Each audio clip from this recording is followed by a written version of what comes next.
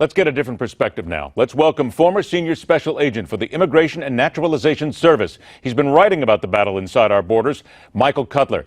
Michael, it's a pleasure to talk to you again, but let me begin right here with a little history, if you will. Is it fair to say that the immigration officials right now, the people who are in charge of making sure our borders are safe, that they are handcuffed, they're tied, because we're looking at decades of bad immigration law, of law that absolutely spits in the face of trying to get anything done? It spits in the face of also the 9/11 Commission findings and recommendations, and I provided testimony to the 9/11 Commission. And with all the emphasis on the Mexican border, which has been almost the exclusive discussion for years, we've ignored the fact that most of the terrorists who've entered the United States come through with various forms of visas, and then they seek to get lawful status in the country through immigration benefits. Yeah, let's stop this nonsense about the Mexican border here, Michael, because you stop that right now. People are always going to scream about building a wall and getting... That's not a good terrorist, and I hate to use that phrase, but one who really knows what he or she is doing. They're not going to bother coming in through that. They're coming in through ships, planes. They're driving in cars through the Canadian border. We've been kidding ourselves, have we not? Well, yes, we should secure that border, though. I mean, you may well have terrorists coming in covertly that way. I wrote an article. But not as many. Not as many, correct? No. But what I'm saying is this is an immigration colander. We have to plug all the holes if we're going to be safe. So then let's talk about plugging those holes.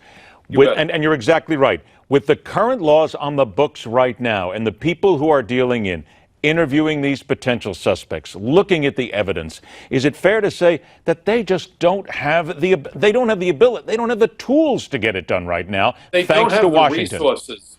Well, look, we're dealing with an onslaught of papers. You've got the Obama administration who's given hundreds of thousands of illegal aliens up to age 31. People think it's all about children, the dreamers. They could be as old as 31. And we've seen time and again where terrorists have gotten even citizenship, whether it's the Tsarnaev brothers who attacked Boston, whether it's Faisal Shahzad, the Times Square bomber. We could go down a laundry list of aliens who were granted political asylum, got green cards, got citizenship, and now we're seeing this possibly with what just happened in California. And we look at this guy Marquez and his marriage to a Russian. I wonder if she's from Chechnya.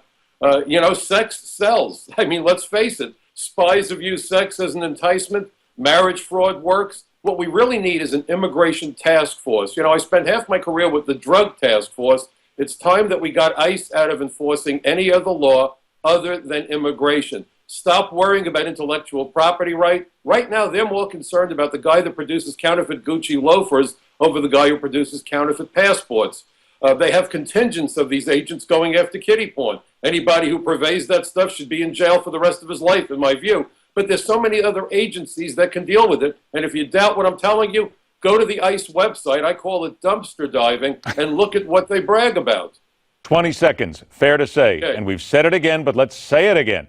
The Obama administration has hampered, has hindered, has handicapped what we need to do to this country in order to help protect us. They've gone beyond that. They've undermined national security. Let's call it what it is. They have undermined national security at one of the most perilous eras in history. And by the way, comprehensive reform should be called the Terrorist Assistance and Facilitation Act. The idea of giving millions of people identity documents without an interview, without a field investigation, because there's too many, that's an act of national suicide. Learn from someone who has been there. Michael Cutler, we thank you so much for your time. I hope the next time, and I still say this all the time, I hope next time we talk, we're talking about something positive in getting it done and protecting this country. Michael, thanks so much. The World War II scar on the American experience, what it means to current generations of Japanese, next on The Hardline.